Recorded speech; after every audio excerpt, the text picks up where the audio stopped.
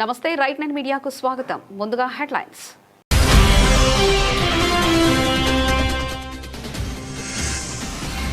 Telugu Desam party ప్రతిష్టాత్మకంగా నిర్వహించే మహానాడు కార్యక్రమాన్ని విజయవంతం చేయాలని శాసనసభ్యుడు బోండా ఉమామహేశ్వరరావు పిలుపు.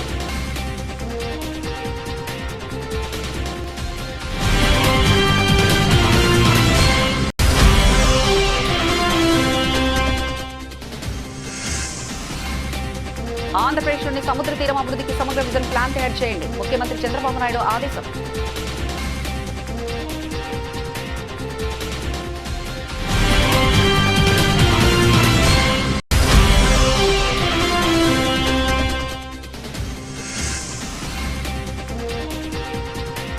ఏపీ ఎడ్సెట్ 2026 ఫలితాల విడుదల. ఫలితాలను ప్రకటించిన విద్యాశాఖ మంత్రి నారా లోకేష్.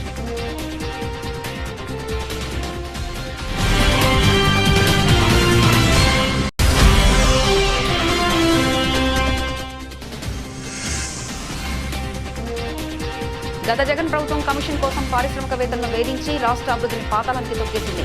మంత్రి అచ్చెన్నాయుడు ఆరోపణ.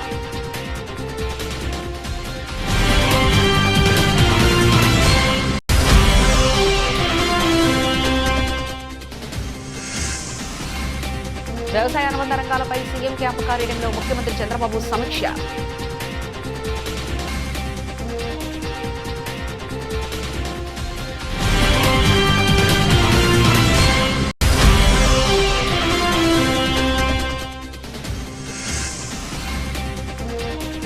ఢిల్లీ పర్యటనకు ఏపీ ఐటీ విద్యాశాఖల మంత్రి నారా లోకేష్. తెలుగుదేశం పార్టీ ఎంపీలు ఘన స్వాగతం.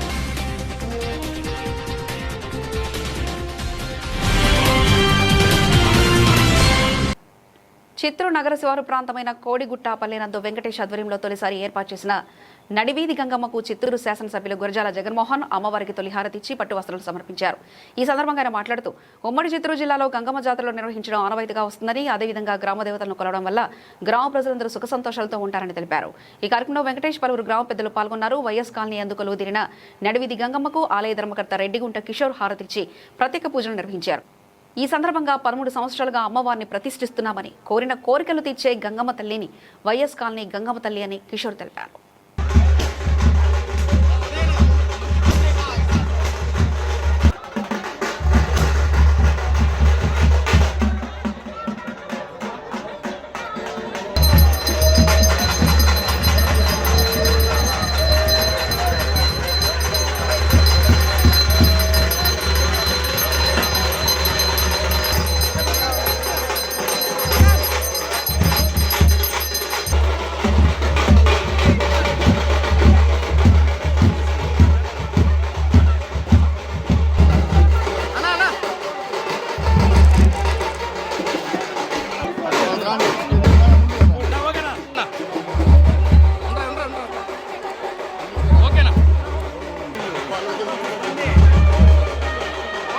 ఓకేనా? ఓకే అశోక్ అశోక్ ఓకేనా?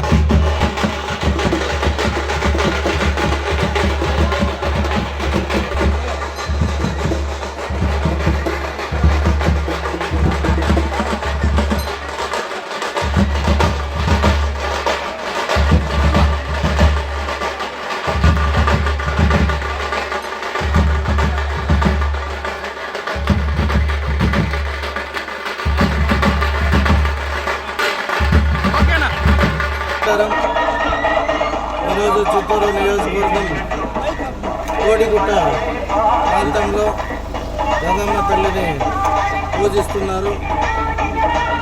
ఇక్కడ చిత్తూరు నియోజకవర్గంలో ప్రతి వార్డులోనూ గంగమ్మ జాతర చేస్తారు.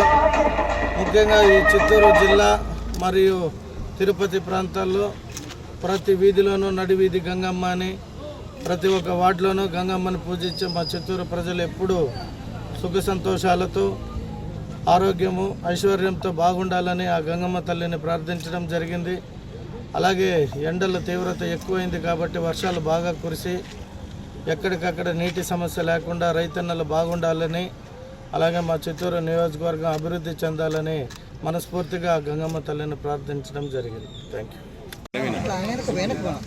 ఈ కోడిగుంటపల్లి ఇందిరమ్మ కాలనీలో ఈ గంగమ్మ మొదటిసారి ఫస్ట్ సంవత్సరం ఇదే ఫస్ట్ సంవత్సరం విలేజ్ మా విలేజ్లో మేము అక్కడక్కడ గ్రామాలలో చేసుకున్నాం. ఇప్పుడు ఒక 5-6 గ్రామాలు కలిసి ఈ గంగమ్మ జాతర నిర్వహిస్తున్నాము. ఈ గంగమ్మ జాతర ఈ వర్షాలు వల్ల ఎక్కువ వర్షాలు పడకపోవటము, ఈ ఎండలు ఎక్కువటము, అందువల్ల గంగమ్మను ప్రతి గ్రామంలో పెట్టి కొలుచుకుంటాము. అదేవిధంగా ఈ గంగమ్మ ప్రతి ఒక్కరిని, ప్రతి గ్రామాన్ని, నియోజకవర్గాన్ని, జిల్లాని, మన రాష్ట్రాన్ని సల్లంగా చూడాలని గంగమ్మ తల్లి ఆశీస్సులు ప్రతి ఒక్కరికి ఉండాలని ప్రార్థిస్తూ ఇంకా ప్రతి సంవత్సరం ఇదే విధంగా రంగరంగ వైభవంగా ఈ గంగమ్మ జాతర నిర్వహిస్తామని, ప్రతి సంవత్సరం ఇదే విధంగా నిర్వహించాలని ప్రతి ఒక్కరు కోరుకొని మొదటి సంవత్సరం నిర్వహిస్తున్నాము. ఈ గంగమ్మ తల్లి ఆశీస్సులు ప్రతి ఒక్కరికి ఉండాలని కోరి ప్రార్థిస్తున్నాము. తెలుగుదేశం పార్టీ ప్రతిష్టాత్మకంగా నిర్వహించే మహానాడు కార్యక్రమాన్ని ఈ నెల 27-28 తేదీల్లో విజయవాడ సెంట్రల్ నియోజకవర్గంలో 11 క్లస్టర్లలో పండుగ వాతావరణాన్ని తలపించేలా భారీ ఎత్తున నిర్వహించనున్నట్లు ప్రభుత్వ వైపు స్థానిక శాసనసభ్యుడు బోండా ఉమామహేశ్వరరావు తెలిపారు. సోమవారం సాయంత్రం విజయవాడ BRTS రోడ్లోని తన కార్యాలయంలో ముఖ్య నాయకులు, క్లస్టర్ ఇన్ఛార్జీలు, డివిజన్ నాయకులతో ఆయన విస్తృత స్థాయి సన్నాహ సమావేశం నిర్వహించారు. ఈ సందర్భంగా మహానాడు విజయవంతానికి తీసుకోవాల్సిన చర్యలు, కార్యకర్తలకు కల్పించాల్సిన సౌకర్యాలపై సమగ్రంగా చర్చించారు. బోండా ఉమామహేశ్వరరావు మాట్లాడుతూ రీజనల్ పార్టీగా ఆవిర్భవించిన తెలుగుదేశం దేశ రాజకీయాల్లో చెరగని ముద్ర వేసిందని కొనియాడారు. పార్టీ వ్యవస్థాపక అధ్యక్షుడు స్వర్గీయ నందమూరి తారక రామారావు ప్రజల ఆత్మగౌరవ నినాదంతో పార్టీని స్థాపించి 9 నెలల్లోనే అధికారంలోకి తెచ్చి చరిత్ర సృష్టించారని గుర్తు చేశారు. ప్రతి ఏటా మే నెలలో జరిగే మహానాడు అనేది పార్టీ కుటుంబానికి ఒక పండుగ లాంటిదని, గ్రామస్థాయి కార్యకర్తల నుంచి రాష్ట్ర నాయకత్వం వరకు అందరూ ఒకే వేదికపై చర్చించే గొప్ప సందర్భమని పేర్కొన్నారు.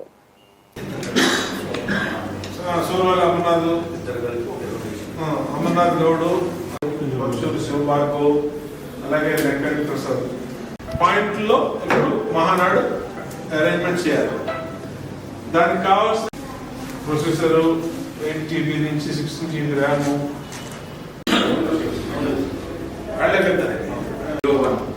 దాంతో డిస్ప్లే నేమ్ అనేది కనబడాలి.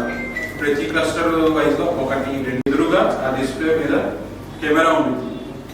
మనం మాట్లాడేది, వాళ్ళు మాట్లాడేది కూడా కనబడతా ఉంటుంది, వీడియో, ఆడియో. అక్కడ పార్టీ హౌస్ లో జరిగేది మనకు వీడియో మొత్తం కనబడతా ఉంటుంది. మనం ఇక్కడ నుంచి మాట్లాడేది కానీ, మనం చేసేది కానీ మొత్తం వాళ్ళకి కూడా కనబడింది. ఆ విధంగా ఉంది మొత్తం జూమ్ యాప్ లో జరిగేది ప్రోగ్రామ్ చేయాల్సింది అక్కడ స్పీచెస్ అంటూ అంతే కదా. అవును సార్, మన స్పీచెస్ వాళ్ళు ఏ టైం నుంచి ఆ టైం 9 నుంచి సార్, సాయంత్రం వరకు సార్. అది ఇప్పుడు చెప్పినవన్నీ ఇతను మీకు టెక్నికల్ గా సపోర్ట్ చేస్తాడు. కూడా క్రియేట్ చేసామన్నా, వాళ్ళకి మెసేజ్లు పంపిస్తాం. ఈ 11 మందికి ముందు గ్రూప్ క్రియేట్ తర్వాత మీ క్లస్టర్ నెంబర్ 1, 2, 3, 4 ఇందాక ఇచ్చిన దీని ప్రకారం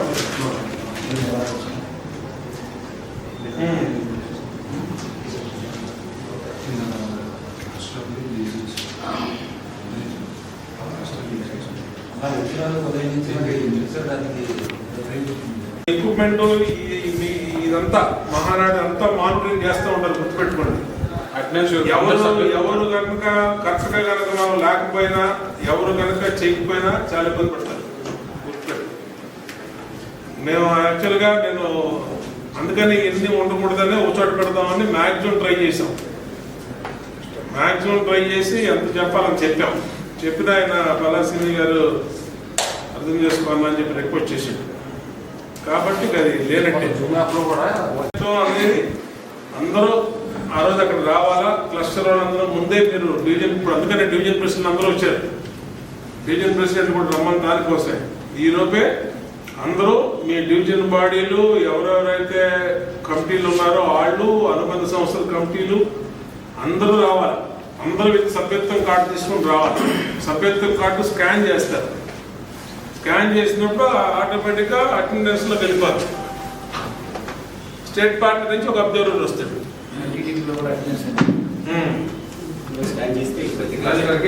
అంతా ఇప్పుడు టెక్నాలజీలో మనకు అక్కడ కెమెరాలో కనబడిపోద్ది ఎంతమంది ఉంది ఏంటి అనేది. 2 స్క్రీన్లు, ఒకటేమో మనం చూస్తానికి, అక్కడ కమిటీలు ఎవరు మాట్లాడుతున్నారు, ఏం మాట్లాడుతున్నారు అనేది మనం చూస్తానికి. 2వ స్క్రీన్ కెమెరా మనం చూపెడతా ఉంటుంది. అది కమిటీ మొత్తం రావాలి. అది మొత్తం అది అందరూ కూడా మీరు ప్లాన్ చేసుకోండి. ఇంపార్టెంట్ డివిజన్ ప్రెసిడెంట్లు, క్లస్టర్స్, డివిజన్ ఇంపార్టెంట్ లీడర్లు, డివిజన్ లో క్లస్టర్ ఇన్ఛార్జ్ ఇంపార్టెంట్ లీడర్ అందరూ కూడా సీరియస్ గా మాత్రం తీసుకోవద్దు.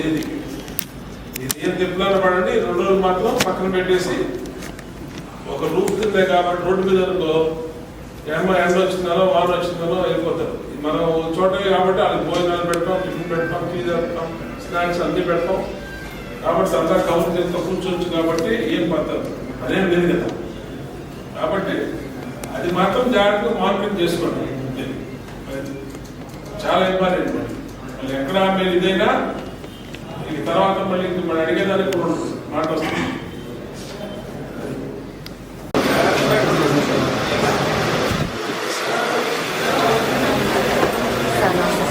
టెక్నాలజీని పూర్తి స్థాయిలో అందుబాటులోకి వచ్చిందని, ప్రజలకు ప్రభుత్వ సేవలు సులభంగా అందేలా ఉండాలి కానీ నిబంధనలు అడ్డు కాకూడదని ముఖ్యమంత్రి చంద్రబాబు నాయుడు స్పష్టం చేశారు.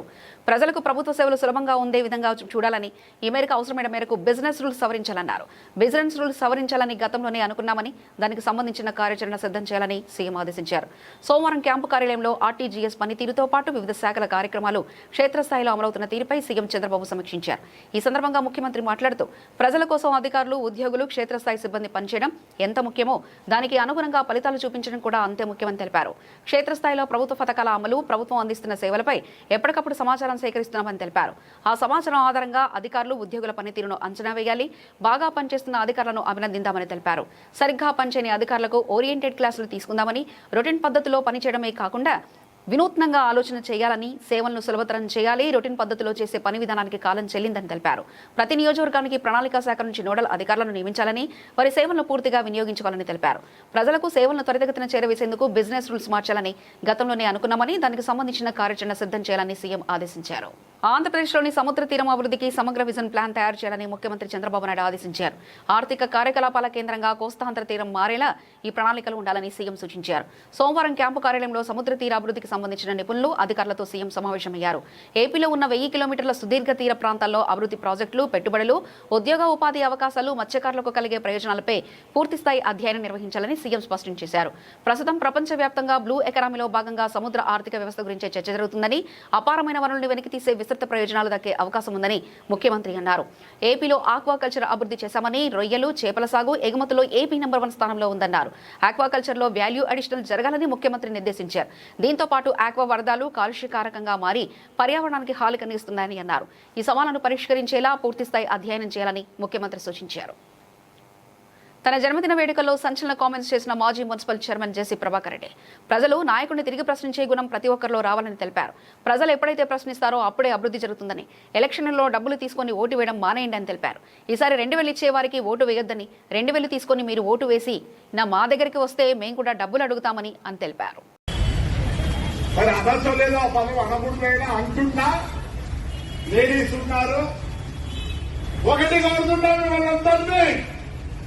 రేపు ఎవడన్నా మీ ఇంటికి వచ్చి ఓటేంటి అని ఉంటే మీ జవాబు ఏముండాలి తెలుసా? ఏముండాలా మీ జవాబు? పని చేసే లంచా కొడుకు ఓటేస్తామనండి. 2000 వద్దు, వాడితో 2000, నాతో 2000 వేసుకొని ఓటేస్తాను. జీవితాంతం మాకు బాధ్యతలే కాదు, మీరు మాకు బాధ్యతగా 2000 తీసుకోండి. ఈసారి వద్దు, పనిచేసే లంచా కొడుకు ఓటేస్తామండి. ఆ లంచా కొడుకు తెలిసిన నా కొడుకు మీ కాళ్ళ కింద ఉంటాడు. ఏమొద్దు ఆ 2000 మీరు ఆశించదో ఆ వద్దు, ఆ నాయకుడు మీ కాళ్ళ దగ్గర ఉంటాడు. నిజం, మన ఊర్లో ఇది ట్రై చేయాలా. పనిచేసేవాడికి ఓటేస్తామనండి. 2000, 4000 తీసుకోండి. మీరు మళ్ళీ మా దగ్గరకు వస్తే, నీవు 10 మీద వస్తే ఇంకా 5000, 10,000, 20,000 నాయకులు తీసుకుంటున్నారు. వాళ్ళేం బ్రింగ్ చేయలే. నీలో తప్పు ఉంది. తాడిపత్రి నుంచి స్టార్ట్ చేస్తాం. ఇప్పుడే మా బర్లకు చెప్పింది,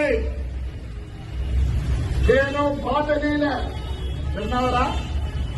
నేను బాధలేలే లెక్కేయలే. సేవాదళం ఉంది దానికి.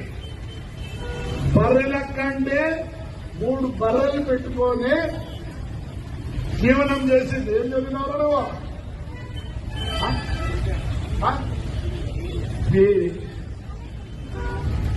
కానీ ఆడికి వచ్చింది బర్రెలు 3 పెట్టుకొని బతుకుతాను. మొగుడు ఏం తెలుసా? వాడికి ఉద్యోగం లేదు, ఎగ్జామ్ రాయాలని చూసుకున్నాడు. Future no jobs, future no jobs. మీ అమ్మలే బాగా బతికినట్లు మీరు పని చేయలేరు, అభ్యాసం అంటారు ప్రతి పనికి. ఈరోజు నా బర్త్డే కనీసం ఇంతమంది వచ్చినారో దయచేసి ఒక 100 మంది మారండి. మీ కాళ్ళ కింద నాయకులు పనిచేయాలంటే మీరు భయపడించండి నాయకులకు. ఈ లెక్క వద్దు, పక్క వద్దు, మాకే పని చేసేవాడిని నేను గౌరవ. ఏపీఐటీ విద్యాశాఖల మంత్రి నారా లోకేష్ ఢిల్లీ పర్యటన వెళ్లారు. సోమవారం నాడు ఢిల్లీకి చేరుకున్న ఆయనకు తెలుగుదేశం పార్టీ ఎంపీలు ఘనస్వాగతం పలికారు. కేంద్ర వ్యవసాయ శాఖ మంత్రి శివరాజ్ సింగ్ చౌహాన్ రచించిన పుస్తకావిష్కరణ కార్యక్రమంలో పాల్గొనేందుకు లోకేష్ ఢిల్లీ వెళ్లారు. మంగళవారం మే 26 ఉదయం 11 గంటలకు ఈ పుస్తకావిష్కరణ కార్యక్రమం జరగనుంది. ప్రధానమంత్రి నరేంద్ర మోదీతో తనకున్న అనుభవాలను వివరిస్తూ Shivraj Singh Chouhan Apnapan my experience with Narendra Modi అనే పుస్తకాన్ని రచించారు. ఈ కార్యక్రమానికి హాజరయ్యేందుకు పలువురు జాతీయ స్థాయి నేతలతో పాటు లోకేష్ ను కూడా ఆహ్వానం అందింది. ఈ నేపథ్యంలోనే ఆయన ఢిల్లీ పర్యటన ఖరారైంది.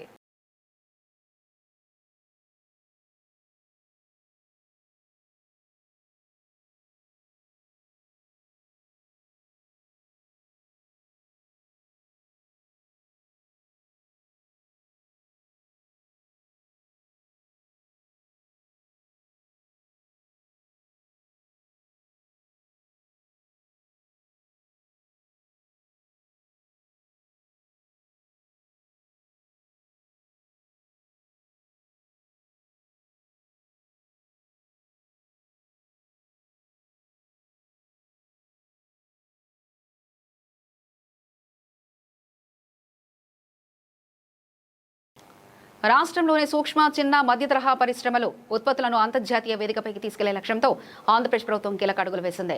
ముఖ్యమంత్రి నారా చంద్రబాబు నాయుడు సమక్షంలో మెటా, అమెజాన్, జోహో వంటి ప్రపంచ ప్రఖ్యాత టెక్నాలజీ దిగ్గజ సంస్థలతో ఏపీ ఎంఎస్ఎంఈ డెవలప్మెంట్ కార్పొరేషన్ ఒప్పందాలు కుదుర్చుకుంది. ఈ ఒప్పందాల ద్వారా గ్రామీణ ప్రాంతాల్లో తయారైన ఉత్పత్తులకు ప్రపంచ విపణిలో మార్కెటింగ్, బ్రాండింగ్ కల్పించి యువతకు ఉపాధి అవకాశాలు మెరుగుపరచడమే ప్రభుత్వ లక్ష్యమని సీఎం స్పష్టం చేశారు. విజయవాడలో సోమవారం నిర్వహించిన ఎంఎస్ఎంఈ గ్రోత్ సమ్మిట్ 2026లో ముఖ్యమంత్రి చంద్రబాబు నాయుడు ముఖ్య అతిథిగా పాల్గొన్నారు. ఈ సందర్భంగా ఆయన మాట్లాడుతూ గ్రామీణ ఉత్పత్తులను ప్రపంచానికి పరిచయం చేయడమే మా ప్రభుత్వ నినాదం. విలేజ్ టు గ్లోబల్ మార్కెట్ అనే లక్ష్యంతో పనిచేస్తున్నామని తెలిపారు. మెటా, అమెజాన్ వంటి సంస్థలతో కుదిరిన ఒప్పందాలు ఈ లక్ష్య సాధనకు మార్గం సుగమం చేస్తాయి. మారుతున్న టెక్నాలజీకి అనుగుణంగా యువతకు నైపుణ్య శిక్షణ అందించి వారి భవిష్యత్తుకు భరోసా కల్పిస్తామని తెలిపారు. జెన్జీ, జన్ అల్ఫా తరం యువత కలలను సాకారం చేసేందుకు ప్రభుత్వం కార్యాచరణ సిద్ధం చేసిందని ఆయన ఉద్ఘాటించారు. ఈ సందర్భంగా రాష్ట్రంలో ఉండే 3 వర్గాలున్నాయి. పెద్దవాళ్లతో సమానంగా టీనేజర్స్, రెండోది జెన్ ఆల్ఫా, మూడోది జెన్ జీ. ఈ ముగ్గురికి కూడా ఆలోచనలు డిఫరెంట్గా ఉంటాయి. జనరేషన్కు యాస్పిరేషన్లు మారుతూ ఉంటాయి. ఇప్పుడు చిన్నప్పుడే సెల్ ఫోన్తో అలవాటు అయిపోయింది కాబట్టి ఎవరైతే టీనేజర్స్ ఉన్నారో అప్పుడే ప్రారంభమవుతున్నారో వాళ్ళు కూడా ఇన్నోవేషన్ స్టార్ట్ చేయ పరిస్థితికి వచ్చేసారు. ఇంకొక పక్కన మీరు చూస్తే జెన్ ఆల్ఫా చూస్తే వాళ్ళలో కూడా ఇమాజినేషన్లో ఎక్కడికక్కడ ఊహించుకుంటూ ఉంటాం. జెన్ జీ వాళ్ళు కూడా that is the best age according to me. వాళ్ళందరికీ నేను ఒకే విషయం చెప్తున్నా, మీకు ఏ స్కిల్ కావాలో చెప్పండి, మీకు ఏ రంగంలో ఆసక్తి ఉందో చెప్పండి, మీ ఆశయాలేంటో చెప్పండి, మీరు ఏ విధంగా చదువుకుంటారో కూడా చెప్పండి. ఈ ప్రభుత్వం పూర్తిగా మీకు అండగా ఉంటుంది. మీ శక్తి సామర్థ్యాలను ఉపయోగించుకుంటాం. గత జగన్ ప్రభుత్వం కమిషన్ల కోసం పారిశ్రామికవేత్తలను వేధించి రాష్ట్ర అభివృద్ధిని పాతాళానికి తొక్కేసిందని మంత్రి అచ్చెన్నాయుడు ఆరోపించారు. శ్రీకాకుళం జిల్లా టెక్లీ నియోజకవర్గంలో చీపుర్లపాడులో 10.51 కోట్లతో నిర్మించనున్న ఎంఎస్ఎంఈ పార్కుకు ఆయన శంకుస్థాపన చేశారు. ఈ సందర్భంగా మాట్లాడుతూ అధికారంలో ఉండగా నాకెంత నీకెంత అంటూ దోచుకున్న ఆ గొడ్డలి పార్టీకి గత ఎన్నికల్లో ప్రజలే సరైన బుద్ధి చెప్పారని, రాబోయే రోజుల్లో ఆ పార్టీ శాశ్వతంగా తుడిచిపెట్టుకోవడం ఖాయమని జోసిన్ చెప్పారు. గత ప్రభుత్వం విశాఖ స్టీల్ ప్లాంట్ భూములను ఆక్రమించుకోవాలని చూస్తే కూటమి ప్రభుత్వం అధికారంలోకి రాగానే సీఎం చంద్రబాబు కేంద్రంతో మాట్లాడి 15,000 కోట్లు మంజూరు చేయించి ఉక్కు పరిశ్రమను కాపాడారని అచ్చెన్నాయుడు పేర్కొన్నారు. చంద్రబాబు పవన్ కళ్యాణ్ నాయకత్వంలో స్పీడ్ ఆఫ్ డూయింగ్ బిజినెస్ విధానంతో కేవలం 23 నెలల్లోనే 23 లక్షల కోట్ల పెట్టుబడులను రాష్ట్రానికి ఆకర్షించామని, యువతకు 20 లక్షల ఉద్యోగాల కల్పనే తమ ప్రథమ ప్రాధాన్యమని స్పష్టం చేశారు. పరిస్థితి కూడా తెలుసుకోవాలి. ఏ రాష్ట్రమైనా సరే, ఏ దేశమైనా సరే అభివృద్ధి జరగాలంటే పారిశ్రామికంగా అభివృద్ధి జరిగితే తప్ప ఏ రాష్ట్రం అభివృద్ధి జరగదు. ఒక పరిశ్రమ వస్తే ఆ పరిశ్రమ ఆదాయం రాష్ట్రానికి వస్తుంది. రాష్ట్రానికి ఆదాయం వస్తే ఆ డబ్బు ప్రజలకి సంక్షేమాన్ని, అభివృద్ధిని చేయడానికి అవకాశాలు ఉంటాయి. దురదృష్టం ఏమిటంటే 2019-24 ఈ రాష్ట్రానికి ఒక దరిద్రం పెట్టింది. ఏ ప్రభుత్వాలు కూడా ఇంత దారుణంగా వ్యవహరించలేదు. కక్షగట్టి తెలుగు ప్రజలని ఇబ్బంది పెట్టాలని, భవిష్యత్తులో ఆంధ్రప్రదేశ్ తేరుకోలేనటువంటి విధంగా 5 సంవత్సరాలు పరిపాలించినటువంటి ప్రభుత్వాలు వ్యవహరించాయి. 5 సంవత్సరాలు ఒక్క పరిశ్రమ అంటే ఒక్క పరిశ్రమ ఆంధ్ర రాష్ట్రానికి రాలేదు. పోనీ పరిశ్రమ రాకపోయినా పర్వాలేదు, ఇక్కడ ఉన్నటువంటి పరిశ్రమలు ఏవైతే గతంలో ప్రభుత్వాలు కృషి చేసి తెచ్చినటువంటి పరిశ్రమలు, ఆనాటి ప్రభుత్వం ధనదాహంతో నీకెంత నాకెంత, నువ్విస్తేనే పరిశ్రమ పెట్టు అని చెప్పి గత ప్రభుత్వాలు ఒత్తిడి చేయడం వల్ల చాలా పరిశ్రమలు ఉన్నవన్నీ కూడా నిలిపోయినటువంటి పరిస్థితిని ప్రజలందరూ కూడా గమనించాలని చెప్పి తెలియజేస్తున్నాను. ఇదంతా ఎందుకు? ప్రతి ఒక్కరూ మాట్లాడాలి. విశాఖపట్నం నాకు తెలియదు, నేను పుట్టలేదేమో, లేకపోతే పుడితే చిన్న పిల్లనేమో. విశాఖపట్నంలో ఉక్కు పరిశ్రమ ఉంది. విశాఖపట్నంలో ఉక్కు పరిశ్రమ కావాలని ఆ రోజు యావత్ తెలుగు జాతి, ఇదేదో ఒక ఉత్తరాంధ్ర ఆంధ్రప్రదేశే కాదు, తెలంగాణ రాష్ట్రంలో ఉన్నటువంటి తెలుగు వాళ్ళు కూడా విశాఖపట్నానికి ఉక్కు రావాలి, విశాఖ ఉక్కు ఆంధ్రుల హక్కు అని చెప్పి పోరాటం చేశారు. ఆ రోజు ప్రభుత్వాలు ముందుకు రాకపోతే ధర్నాలు చేశారు, దీక్షలు చేశారు, చాలా వరకు ఫైరింగ్లు అయ్యాయి. ఎంతో మంది చనిపోయి ప్రాణ త్యాగం చేసి ప్రాణాలు కోల్పోతే ఆ ఒత్తిడికి లొంగి విశాఖపట్నంలో ఉక్కు పరిశ్రమ వచ్చింది. ఎవరికైనా తెలుసా? నాకే తెలియదు. గత 50 సంవత్సరాలుగా ఈ రాష్ట్రంలో హత్యా రాజకీయాలను ప్రవేశపెట్టి దానికి నాయకత్వం వహించిన ఘనత ఆ రోజు మీ తాతగారి నుంచి ఈ రోజు మీ వరకు మీ కుటుంబానికి దక్కుతుంది. రవాణా శాఖ మంత్రి మండిపల్లి రాంప్రసాద్ రెడ్డి వ్యాఖ్యానించారు. జగన్మోహన్ రెడ్డి కుటుంబం యొక్క ప్రస్థానం మనందరికీ తెలుసు. బలపనూరు నుంచి వాళ్ళ ప్రస్థానం మొదలుపెట్టి వాళ్ళ తండ్రి గారు ఆయన ఈరోజు ఆంధ్ర రాష్ట్ర ముఖ్యమంత్రులుగా పనిచేయడం జరిగింది. ఆ రోజు మీ పరిస్థితి ఏంటి, ఈరోజు మీ పరిస్థితి ఏంటి? ఈరోజు 1,00,000 కోట్ల ఆసామి మీరు. మీకు పెట్టుబడులు, అలాగే మీరు వ్యాపారం చేయని రంగం ఏదన్నా ఈ భారతదేశంలో కానీ ప్రపంచంలో ఉందా అని మేము అడుగుతున్నాం సూటిగా. ఎందుకంటే మీకు చేతగాని పనే లేదు. ఒక పక్కల హత్యా రాజకీయాలు ప్రోత్సహించడం అది మీ వల్లే అయింది. గత 50 సంవత్సరాలుగా అది ఈ రాష్ట్రంలో ప్రవేశపెట్టిన ఘనత, దానికి నాయకత్వం వహించిన ఘనత కూడా ఆ రోజు మీ తాతగారి నుంచి ఈరోజు మీ వరకు కూడా అది మీకే దక్కింది. ఇంకా వ్యాపార విషయాలకు వస్తే మీ తాతగారు ఆ రోజు వ్యాపారాన్ని మొదలు పెడితే ఈరోజు 1,00,000 కోట్లకు తీసుకొని పోయిన ఘనత మీకు దక్కుతుంది. ఎందుకంటే ఈరోజు ఒక చిన్న ఉదాహరణగా నేను చెప్తాను. కడప జిల్లా, ఉమ్మడి జిల్లాలో కోడూరు నియోజకవర్గంలో మంగంపేటలో ఎక్కడా దొరకని ఖనిజం బైరటీస్ అంటాం, ముగ్గురాయి అంటాం. ఆ మైన్లు 40-45 సంవత్సరాల నుంచి ఆపరేట్ చేయడం జరుగుతూ ఉంది. ఆ రోజు మీ తాతగారి జన్మస్థలం, మీ యొక్క ఈరోజు ఉండే మీ నియోజకవర్గం ఏదో మనందరికీ తెలుసు. పులివెందల నుంచి కోడూరు నియోజకవర్గానికి వలస వచ్చి అక్కడ మీ తాతగారు ఎవరైతే దగ్గర పనిచేశారో వెంకటనరసయ్య గారు అనే మైన్ వాళ్ళది లీదుకు తీసుకుని ఆయన దగ్గర ఉన్నారో ఆయన్నే హతమార్చి ఆ మైన్ దక్కించుకునే ఘనత ఆ రోజు మీ తాతగారికి దక్కింది. అక్కడ నుంచి మీరు రాజకీయంగా ఎదగడం జరుగుతూ వచ్చింది. 7.5 ఎకరాలు ఏదైతే మైన్ ఉందో దాన్ని 1978లో మీ తండ్రి గారి పేరైన విజయలక్ష్మి మినరల్స్ ట్రేడింగ్ కంపెనీ పేరుతో ఆ రోజు మీ తాతగారు ఏర్పాటు చేసి దాంట్లో మైనింగ్ చేసుకుంటా ఈరోజు ఈ స్థాయికి రావడం జరిగింది. ఆ రోజు కూడా 7.5 ఎకరాలు మీకు మైన్ను కేటాయిస్తే మీరు చుట్టుపక్కల ఉండే ప్రైవేటు భూములంతా మైనింగ్ చేస్తే ఆ రోజు మీ తండ్రి గారు ఎంపీగా కాంగ్రెస్ పార్టీలో ఉన్నారు. ఇదే కాంగ్రెస్ పార్టీ ముఖ్యమంత్రిగా మర్రి చెన్నారెడ్డి గారు ఉంటే రాష్ట్ర వ్యాప్తంగా ఎక్కడ చూసినా దీని మీద చర్చ జరుగుతూ ఉంటే ఆ రోజు ఉన్న శాసనసభ్యులు శేషయ్యనారెడ్డి గారు బైరెడ్డి ఆయన నాయకత్వంలో ఒక హౌస్ కమిటీ వేస్తే హౌస్ కమిటీలో 13 మంది సభ్యులు నివేదిక అసెంబ్లీ సాక్షిగా సమర్పిస్తే దాంట్లో చేసిన తప్పులు ఎవరియో ఆ రోజు బహిర్గతం కావడం జరుగుతూ ఉంది. ఆ రిపోర్ట్లో కూడా క్లియర్గా 25,000 టన్నులు ముగ్గురాయిని అక్రమంగా తరలించడం జరిగింది. విజయలక్ష్మి మినరల్స్ పేరుతో చేయడం జరిగింది. దాని ద్వారా ఈ ప్రభుత్వానికి 24,21,2,500 రూపాయలు నష్టం జరిగింది.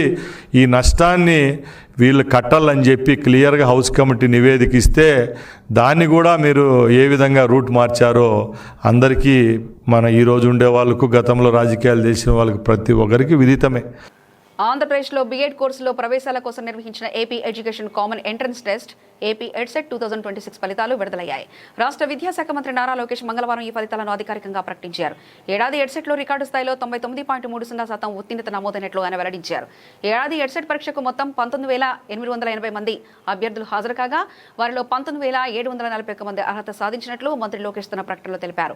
అద్భుతమైన ప్రతిభ కనబర్చి అర్హత సాధించిన అభ్యర్థులందరికీ ఆయన శుభాకాంక్షలు తెలియజేశారు. భవిష్యత్తులో ఉత్తమ ఉపాధ్యాయులుగా రాణించాలని ఆకాంక్షించారు.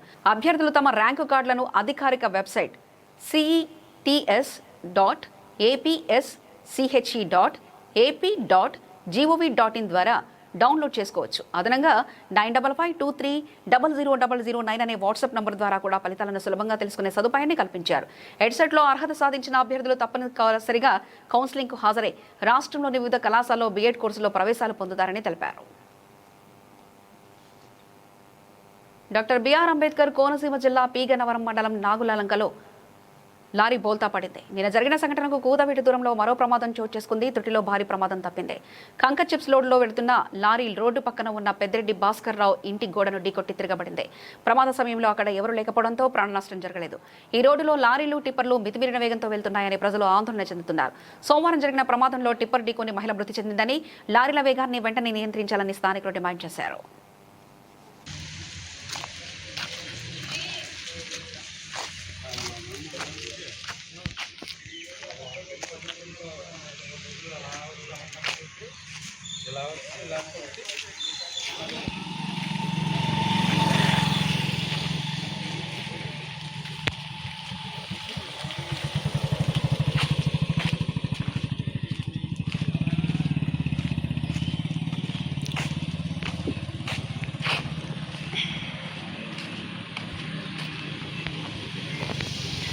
బులెటిన్ ముగించే ముందు హెడ్లైన్స్ మరోసారి చూద్దాం.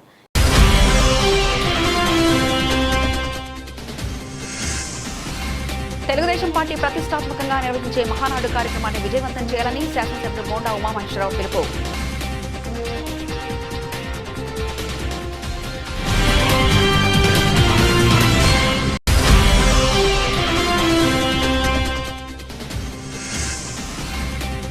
ఆంధ్రప్రదేశ్లోని సముద్ర తీరం అభివృద్ధికి సమగ్ర విజన్ ప్లాన్ తయారు చేయండి. ముఖ్యమంత్రి చంద్రబాబు నాయుడు ఆదేశం.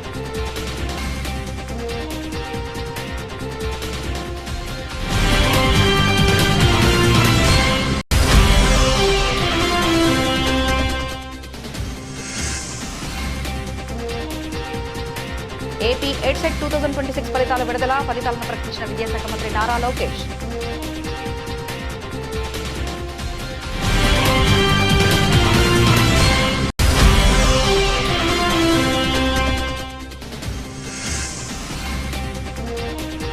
గత జగన్ ప్రభుత్వం కమిషన్ కోసం పారిశ్రామికవేత్తలను వేధించి రాష్ట్ర అభివృద్ధిని పాతాళానికి తొక్కేసింది. మంత్రి అచ్చెన్నాయుడు ఆరోపణ.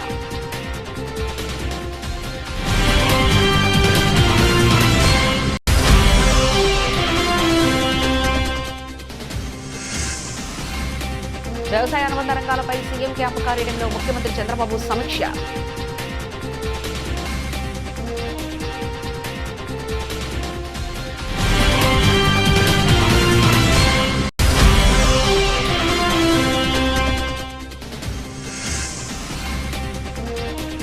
ఢిల్లీ పర్యటనకు ఏపీ ఐటీ విద్యాశాఖల మంత్రి నారా లోకేష్, తెలుగుదేశం పార్టీ ఎంపీలు ఘన స్వాగతం.